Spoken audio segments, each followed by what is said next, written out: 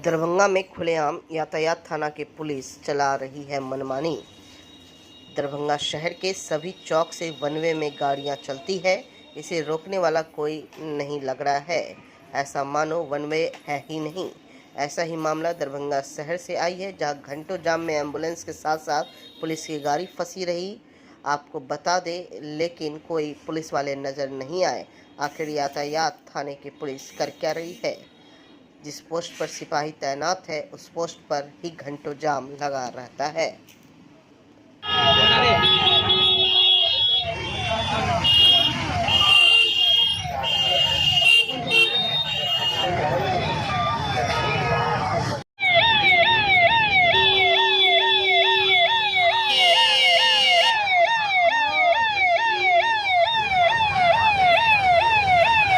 पार्षद प्रतिनिधि के साथ मारपीट के विरोध में एमएसयू ने लहरियासराय थाने के खिलाफ फूंका पुतला। एसआई अमित कुमार, दीपक कुमार और बालाकांत कुमार को बर्खास्त करने का किया जा रहा है मांग। मिथिला स्टूडेंट यूनियन और मिथिलावादी पार्टी के तत्वाधान में सोमवार को लहरियासराय टावर पर लहरियासराय थाना के पुलिस के खिलाफ एमएसयू ने पुतला दहन करने का काम किया।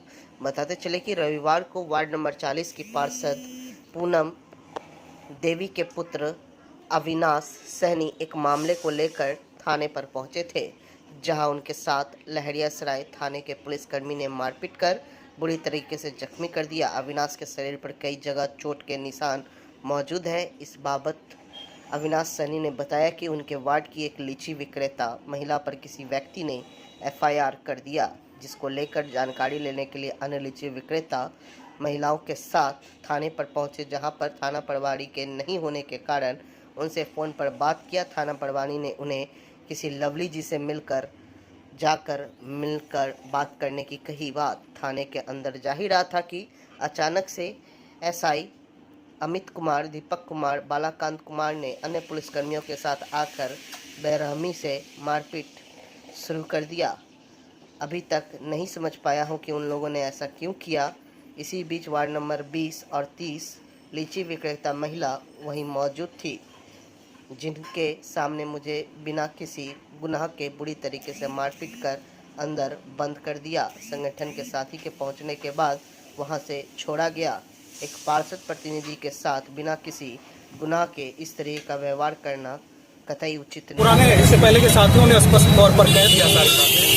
एक बात मैं स्पष्ट तौर पर यहाँ से पुलिस पदाधिकारी, आम जनमानस सबों को आप पत्रकार महोदय के माध्यम से भी कहना चाहता हूँ कि एक व्यक्ति के शरीर पर वर्दी, हाथ में लाठी, कंधे पर बंदूक, कमर में पिस्टल और कलम में ताकत पुलिस बना करके इसलिए नहीं दिया जाता है कि आप अपने पावर का बेतरतीब उपयोग करके अपना धौंस जमाएं, अपना इकबाल बुलंद करने के लिए तमाम कानूनों को, नियम कानून को, आप कायदों को सबको साइड करके रखें और अपना जो पर्सनल ईगो सेटिस्फैक्शन है उसको पूरा करने के लिए आप उस ताकत का उपयोग करें। आप पुलिस की वर्दी इस कारण से नहीं पहनते हैं। आप यहाँ पे देख लीजिए, जो अविनाश जी हैं वो कौन है? वो निर्वाचित वार्ड मेंबर के, जो वार्ड काउंसिलर के सदस्य हैं, उनके वो पुत्र हैं। राजनीतिक और सामाजिक जीवन जीने वाले लोग जब आम जनमानस के साथ कोई इस प्रकार का मामला होता है तो स्वाभाविक रूप से थाना पर जाते हैं, कई बार जानकारी लेने के लिए जाते हैं कि क्या मामला हुआ है, क्या कैसे हुआ है। लेकिन जब ये जानकारी लेने के लिए गए तो वहां पर उन लोगों ने जिस प्रकार से उनके साथ मारपीट किया, जिस प्रकार से उनके साथ दुर्व्यवहार किया, जिस प्रकार से उनके साथ दबाव बनाकर वीडियो बनवाया और जबरदस्ती स्वीकार करवाया कि उनके साथ कोई चीज नहीं हुआ है, ये तमाम चीजें साबित करता है कि इन लोगों का जो मानसिकता है वो कितना हाई लेवल पर जा चुका है। ये लोग अपने वर्दी का उपयोग भ्रष्टाचार करने के लिए, अपना पर्सनल ईगो सेटिस्फैक्शन के लिए, और क्रांतिकारी जो नौजवान हैं, जो इनके नजर से नजर में मिलाकर बात करते हैं, जो इनके सही गलत को सही गलत कहने का क्षमता रखते हैं, उनकी आवाज को दबाने का ये लोग काम करना चाहते हैं। इनको दूसरा कोई बात का मतलब नहीं है। उनका मूल मुद्दा यही है कि जो नौजवान हैं, जो मूल प्रश्न करते हैं, जो इनके आंख से आंख मिलाकर सवाल करते हैं, ये चाहते हैं कि उनका मनोबल टूटे, वो आगे से आकर के हम जब कोई भी गलत काम करें तो हमसे कोई सवाल नहीं करे, इसलिए वो इस प्रकार का कृत्य किए हैं, पीछे भी किए और आगे भी करते हैं। लेकिन इसका जवाब हम लोग देंगे। आज हम लोग यहाँ पर ये पुतला दहन के माध्यम से संदेश दिए हैं और आने वाले समय में अगर वो तीनों आदमी जो हैं, अगर उनके ऊपर में कार्रवाई नहीं होता है तो जो तरीका लोकतांत्रिक तरीके से हम लोगों को उचित लगेगा, हम लोग थाना घेरने का काम करेंगे, हम लोग जवाब देने का काम करेंगे। क्या कोई ऐसा पत्र भी सौंपेंगे? फारबिगंज अररिया 4 लेन स्थित बरार ढाबा के समीप तेज गति से आ रही एक ट्रक की पूर्वी में खड़ी एक ट्रक से हुई भिड़ंत। एक ड्राइवर गंभीर रूप से घायल, जिसे गंभीर स्थिति में ग्रामीण इलाज के लिए अनुमंडल अस्पताल पहुंचाया, जहां चिकित्सकों ने ड्राइवर की हालत चिंताजनक देख उसे बेहतर इलाज के लिए पूर्णिया रेफर कर दिया।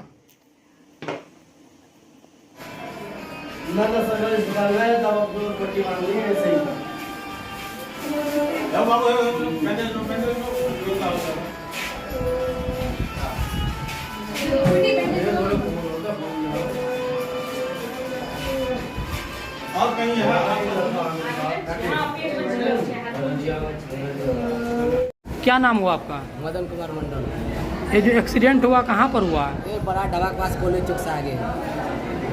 कितना आदमी घायल हुआ है? बस एक आदमी। जो घायल हुआ उनका घर कहाँ मालूम है आपको? मुरादाबाद। मुरादाबाद यूपी। क्या करता है वो? ये ट्रक चलाता है। एक ट्रक रुका था रोड पे, पीछे टायर खोल रहा था बीच रोड पे, ये आके पीछे से ठोक दिया। पीछे से दूसरा कोई ठोका इसको? यही ठोक दिया पीछे से। यही ठोक दिया है। जिसको ठोका उसका क्या हाल? उसका तो ठीक है, उसको कुछ नहीं हुआ। गिट्टी लोड है 50 टन। उसको कुछ नहीं हुआ और इसी को नुकसान हो गया। अभी कैसा हालत है इसका? इसका गंभीर हालत है, अभी रेफर करवा देते पूर्णिया ले। रेफर कर दिया है। क्या नाम है उसका? उसका नाम है, नाम याद नहीं है।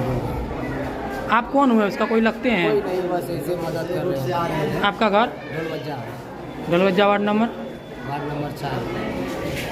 मंगलवार को अखिल भारतीय विद्यार्थी परिषद दरभंगा इकाई के द्वारा प्रतिवर्ष गर्मी की छुट्टियों में आयोजित हो रहे निःशुल्क प्रशिक्षण हेतु सृजना निखार शिविर अंतर्गत yoga, computer, jewellery craft, dress designing, पत्रकारिता, फाइन आर्ट, संगीत आदि विषयों का प्रशिक्षण दिया गया। जिलाधिकारी दरभंगा राजीव रोशन की अध्यक्षता में उनके कार्यालय कक्ष में डेंगू से रोकथाम बचाव को लेकर प्रभारी सिविल सर्जन एवं स्वास्थ्य विभाग के संबंधित चिकित्सकों एवं पदाधिकारी के साथ समीक्षा बैठक आयोजित की गई।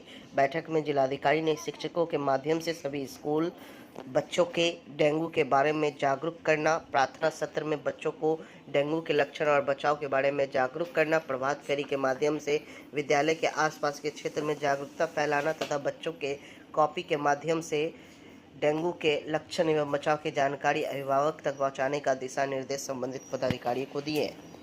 पर्यावरणीय नागरिकता को निभाने के लिए दुनिया को वैश्विक नागरिकता की ओर बढ़ने की जरूरत, professor Manoj Kumar. Environmental citizenship festival 2024 का सफलतापूर्वक दिन रात आयोजन हुआ।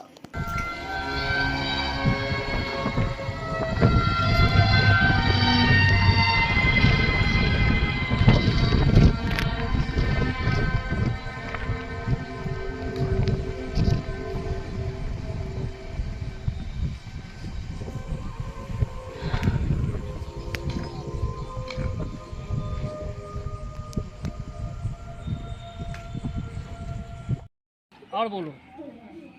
पाँव नहीं धोना है। पाँव धोना है। नाक धोना है। आँख धोना है। बोलो। तौलिया और पैर लगाना है। हाँ ठीक है। ठीक है। और कोई बोल। 60 साल से अधिक उम्र के लोगों के लिए हर महीने 2000 रुपये पेंशन की व्यवस्था की जाए। जन सुराज को एक बार सत्ता में आने दीजिए। प्रशांत किशोर। जन सुराज अभियान के सूत्रधार प्रशांत किशोर ने कहा कि इस बार हम संकल्प लेकर आए हैं।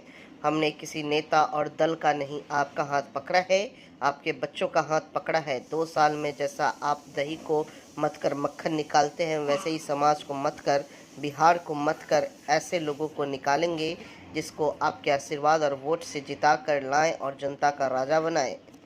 संकल्प लेकर आए हैं, किसी नेता और दल का नहीं, आपका हाथ पकड़े हैं, आपके बच्चों का हाथ पकड़े हैं। और 2 बरस में जैसे आप दही को मथ के मक्खन निकालते हैं, वैसे ही समाज को, पूरा बिहार को मथ के ऐसे लोगों को निकालेंगे जिसको आपके आशीर्वाद और वोट से जिता कर लाएं और बिहार में जनता का राज बनाएं। 2 बरस में जब ये जनता का राज बनेगा तो लोगों ने कहा भैया 2 काम होना चाहिए।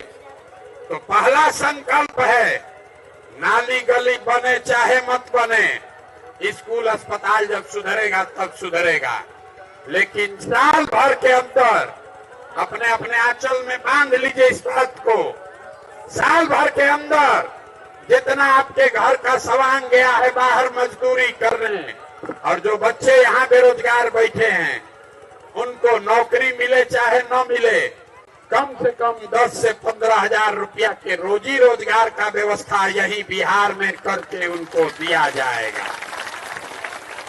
और दूसरा, लोगों ने बताया कि बिहार में सबसे ज्यादा परेशान हमारे बुजुर्ग लोग हैं जो मजदूरी भी नहीं कर सकता है। तो 60 वर्ष से ज्यादा उम्र का महिला पुरुष जो भी यहाँ रहता है उसको हर महीना 2000 रुपया के पेंशन का व्यवस्था जरूर किया जाएगा। कि 2 चीज होना चाहिए कि नहीं होना चाहिए। 5000 गांव में हम जाकर पूछे हैं, आपके गांव का बारी है, आप बताइए अगली बार वोट रोजगार के लिए होना चाहिए कि 5 किलो अनाज के लिए होना चाहिए। रोजगार की 5 किलो अनाज, जोर से बोलिए, रोजगार की 5 किलो अनाज। आपको अपने बच्चों के लिए पढ़ाई चाहिए कि अपने जाति का नेता चाहिए। पढ़ाई की जात, जात की पढ़ाई। 400 रुपया का भीख चाहिए। बिहार पुलिस मुख्यालय पटना द्वारा बापू सभागार से 3 नए आपराधिक कानून का दिया जा रहा है ऑनलाइन प्रशिक्षण, जिस प्रशिक्षण में पुलिस महानिरीक्षक बिहार RS भट्टी के द्वारा नए आपराधिक कानून से संबंधित बिहार पुलिस की तैयारियां, जिसमें मुख्यतः ट्रेनिंग एवं इंफ्रास्ट्रक्चर डेवलपमेंट के संबंध में जानकारियां प्रदान की गई तथा 3 नए आपराधिक कानून से संबंधित कई महत्वपूर्ण बातों की जानकारी दी गई। और इस शिक्षण कार्यक्रम के तहत दूसरे दिन मंगलवार को भी प्रशिक्षण का आयोजन किया गया बिहार पुलिस मुख्यालय पटना से, जिस प्रशिक्षण कार्यक्रम में दरभंगा के art and gallery, Darbhanga stadium Laheriasarai में इस अवसर पर मौजूद रहे दरभंगा के पुलिस उप महानिरीक्षक मिथिला क्षेत्र दरभंगा बाबूराम और दरभंगा के बड़े पुलिस अधीक्षक जगुनाथ रेड्डी। इस विभाग का प्रशिक्षण आज दूसरे दिन है, क्या कुछ प्रशिक्षण दिया जा रहा है, क्या कुछ? आज फॉरेंसिक इन्वेस्टिगेशन के बारे में दिया गया और फिंगरप्रिंट कैसा लेना है, और दूसरा एक नफीस होता है इसमें जो फिंगरप्रिंट हम लेते हैं, जो किसी अपराधी को गिरफ्तारी करते हैं तो न्यायिक हिरासत में भेजते हैं तो उनका फिंगरप्रिंट लिया जाता है। उसका भी आज वीडियो के माध्यम से और डेमो के माध्यम से ट्रेनिंग दिया गया। अभी नेक्स्ट शाम में भी, सेकेंड हाफ में भी हमारा ट्रेनिंग चलेगा और कल भी ट्रेनिंग है। और उसके भारतीय नागरिक सुरक्षा संहिता, भारतीय न्याय संहिता, साक्ष्य अधिनियम, उनका भी हम लोग अभी ट्रेनिंग बाकी है। उत्साह दिख रहा है कि उत्साह? सब लोग प्रशिक्षण जो ले रहे हैं, सब में उत्साह है, सब लोग इंटरेस्ट लेके सीख रहे हैं। हम लोगों का भी ट्रेनिंग चल रहा है, सीनियर ऑफिसर भी बैठे हैं सब लोग। उस प्रशिक्षण का क्या उद्देश्य है सर? उद्देश्य है कि अभी जो नया कानून लागू होगा जुलाई 1 तारीख से, उसी का हम लोग सख्ती से लागू कराना, और जब तक वो ट्रेनिंग नहीं दिया जाएंगे सब लोगों को तो उसमें हो सकता है कमी या रुकेगा। इसीलिए प्रशिक्षण पहले दिया जा रहा है और ये लोग पढ़ेंगे भी और उसको सीखेंगे भी, और 1 तारीख से जब लागू होगा तो बढ़िया से लागू होगा। Thank you sir. यात्री नागार्जुन की 113वीं जयंती पर विद्यापति सेवा संस्थान ने अर्पित की श्रद्धांजलि। मौके पर डॉक्टर बैजू ने जन कवि के रूप में विश्व विख्यात बाबा नागार्जुन को पद्म पुरस्कार से अद्यतन वंचित रखे जाने पर निराशा जताते हुए उन्हें भारत रत्न से सम्मानित किए जाने का डिमांड रखा। कुलपति प्रोफेसर लक्ष्मी निवास पांडे ने आधुनिकता के वर्तमान दौर को पुराने दिग्गज साहित्यकारों को विस्मृत किए जाने पर चिंता जताई।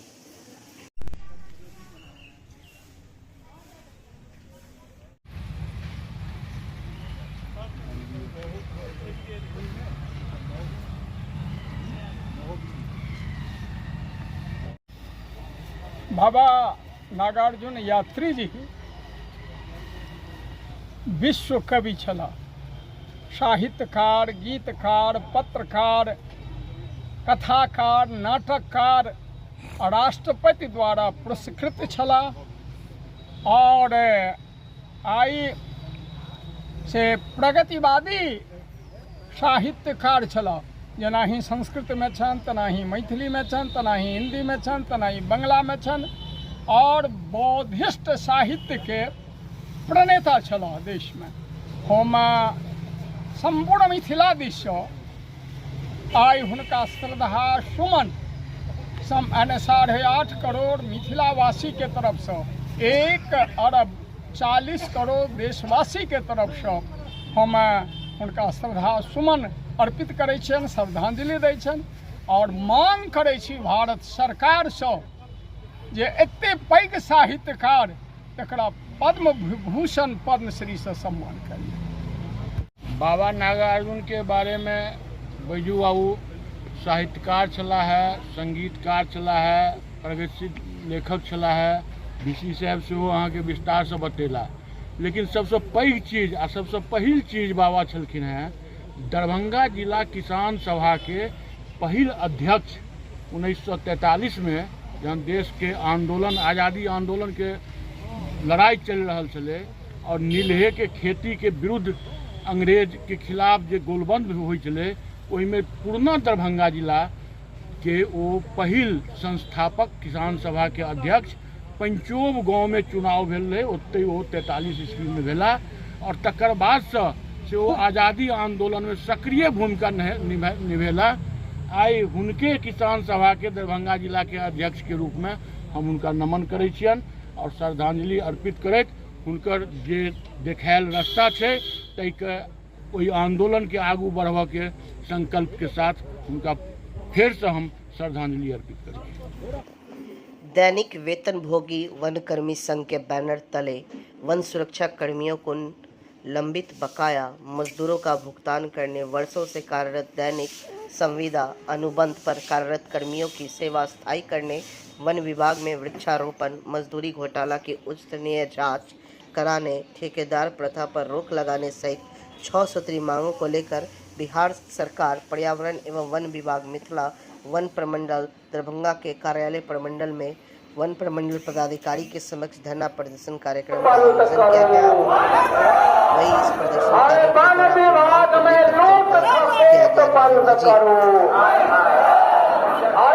प्रमंडल पदाधिकारी हाय हाय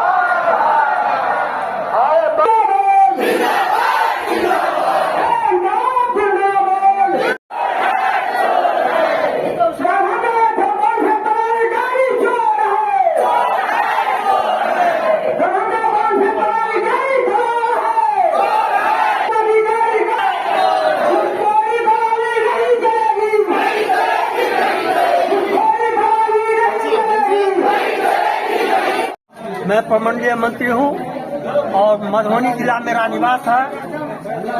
वन विभाग में आज 30 वर्षों से लगभग सभी हमारे साथी काम कर रहे हैं और इन लोगों को कमवा करके लगभग 1 वर्ष से मजदूरी नहीं दिया जा रहा है और मजदूरी के नाम पर में आरटीजीएस कहते हैं, जो हम आरटीजीएस कर रहे हैं, लेकिन ये सब अपने भाई भतीजे के नाम पर आरटीजीएस का दुरुपयोग कर रहे हैं, सरकारी आवंटन का गमन करते हैं और मजदूर यहाँ काम करके भूखों मरने पर विवश है। इसी कारण हम लोग यहाँ पर वन प्रमंडल पदाधिकारी के पास आए हैं जो हम लोगों को मजदूरी का भुगतान करें और हमारा उचित। कितने माह का मजदूरी बाकी है? 15, किसी का 15 माह का, किसी का 12 माह का, किसी का 1 वर्ष का। क्या कहा जाता है? कहता है कि सरकार आवंटन नहीं दिया है इसीलिए भुगतान नहीं हो रहा है। आपको क्या लग रहा है, सरकार आवंटन कर दिया है? सरकार आवंटन किया है, हम लोगों से काम लिया जाता है और मजदूरी का भुगतान नहीं किया जाता है। तो इनमें की मिली भगत किसका लग रहा है? वन पदाधिकारी का है। अच्छा, क्या नाम आपका? पवन कुमार झा। क्या है? हम प्रमंडलीय मंत्री हैं। कहाँ से आए हैं? हम मधुबनी जिला के निवासी हैं। आगे क्या करेंगे आप लोग यदि मांग पूरी नहीं होगी? हम लोग अभी तो प्रदर्शन के माध्यम से आए हैं, उसके बाद धरना का कार्यक्रम चलेंगे। इससे भी अगर वन प्रमंडल पदाधिकारी नहीं सुनेंगे तो हमारा अगला कार्यक्रम सत्याग्रह होगा, उसके बाद जेल भरो आंदोलन होगा। हम लोग वैसे रोड पर घर पर जो भूखे मरेंगे, इसलिए यही मरने के लिए आए हैं। हुआ दैनिक वेतनभोगी कर्मचारी संघ के प्रमंडलीय अध्यक्ष हुए और हमारा इस डिवीजन में, इस वन प्रमंडल में करीब 30 साल से जितने भी आदमी देख रहे हैं सब काम करते आ रहे हैं। उसमें सरकार जो पैसा देती है, सरकार के द्वारा हुआ कि गरीब का पैसा का शोषण दोहन नहीं हो, इसलिए RTGS के माध्यम से उसके खाता में पैसा भेजना था। अब 100 रुपया अगर सरकार देता है मजदूरी के लिए, उसमें 25 पैसा मजदूर के बीच में भुगतान होता है। 75 पैसा है गमन दूसरे आदमी अपने संबंधी के अकाउंट में भेज करके फिर पैसा वापस मंगा लेते हैं। जब गरीब गुरबा कहता है कि हमारा मजदूरी क्या हुआ, तभी साहब सब कहते हैं कि सरकार पैसा देगा तब मजदूरी का भुगतान होगा। और इस नमस्कार, मैं वीना पांडे, सदस्य कृष्ण कन्हैया अमर सेवा संस्थान रामबन दरभंगा की तरफ से आप सभी भाई बहनों माताओं का हार्दिक अभिनंदन करती हूँ। भाई बहनों, मुझे ये बताते हुए बहुत खुशी हो रही है कि आज कार्यालय में संस्था के सचिव महोदय श्री कन्हई कांझा और शैक्षणिक विभाग के प्रभारी श्री संजीव ठाकुर जी हम सब के बीच उपस्थित हैं। और मैं आपको ये बताना चाहती हूँ कि हमारी संस्था कृष्ण कन्हैया अमर सेवा संस्थान महिला सशक्तिकरण के अंतर्गत विभिन्न प्रकार के कार्यक्रमों का संचालन कर रही है। और हमारा एकमात्र लक्ष्य है आप माताओं बहनों को उच्च शिक्षा देकर उन्हें रोजगार के लिए प्रेरित करना, उन्हें स्वरोजगार का अवसर प्रदान करना और हर तरह से उन्हें आर्थिक सहायता प्रदान करना। भाइयों और बहनों, मैं ये बताना चाहती हूँ कि हमारी संस्था रोजगार के तहत विभिन्न प्रकार के कार्यक्रम का संचालन कर रही है।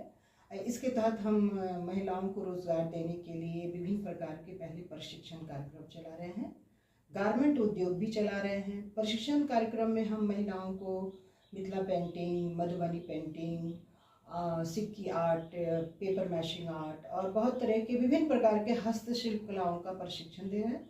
उसके उपरांत हम उन्हें अपने यहाँ रोजगार भी देते हैं और उन्हें स्वरोजगार के लिए विभिन्न प्रकार के कुछ सीमित मात्रा में आर्थिक सहायता भी प्रदान करते हैं। नमस्कार, मैं संजीव ठाकुर, मैं मैनेजमेंट प्रोफेशनल हूँ। मैंने 27 इयर्स अब्रॉड काम किया, यूएई में मैंने काम किया है। और आज मैं nursing and paramedical education institution जो है Krishna Kanhaiya nursing and paramedical education institute, उसको मैं हेड कर रहा हूँ। उसका मैं एडमिनिस्ट्रेटिव पार्ट देख रहा हूँ। हमारी संस्था में 8 तरह के कोर्सेज हैं जो कि हम लोगों ने एक वो प्लान किया कि जो कहीं भी अगर बाहर लोग पढ़ने के लिए जाते हैं तो यहाँ पे रहे और मिनिमम से मिनिमम पैसे में मिनिमम पैसे खर्च करके उनको पढ़ाई ये कराएंगे, जिसमें हम लोग 8 तरह के कोर्सेज अभी प्रेजेंटली रखे हुए हैं। BSc nursing, ANM, GNM, BMLT bachelor in medical lab technology और DMLT diploma in medical lab technology और डीओटीटी ये है ऑपरेशन थिएटर टेक्नोलॉजी का, और DMU diploma in medical ultrasonography और ईसीजी टेक्नोलॉजी, इस पे हम लोग काम कर रहे हैं। और हम लोग चाह रहे हैं कि जो मैक्सिमम लोगों को जॉब तो चाहिए, तो हम लोग जॉब प्रदान करेंगे, यहाँ से प्लेसमेंट हम लोग इमीडिएट दिलाएंगे। ये हम लोगों की वो है जो लोगों में बेरोजगारी दूर हो जाए। धन्यवाद। नमस्कार, मैं कन्हई कांझा, सचिव कृष्ण कन्हैया अमर सेवा संस्थान। मैं सर्वप्रथम आप सभी भाइयों, दोस्तों, माताओं एवं बहनों को प्रणाम करता हूं और सभी से निवेदन है कि मैं संस्थान में अनाथालय, आश्रम, विधवा आश्रम, वृद्धा आश्रम बनवाकर जरूरतमंदों व्यक्तियों को सुविधा प्रदान करना चाहता हूं। मेरा उद्देश्य है इसमें किसी भी प्रकार की सरकारी कोई योगदान सहायता नहीं मिल रहा है। आप सभी भाइयों, दोस्तों, माताओं और बहनों से मेरा निवेदन है कि इस उद्देश्य में सहयोग करने की कृपा करेंगे और संस्था पर आने की कृपा करेंगे। धन्यवाद।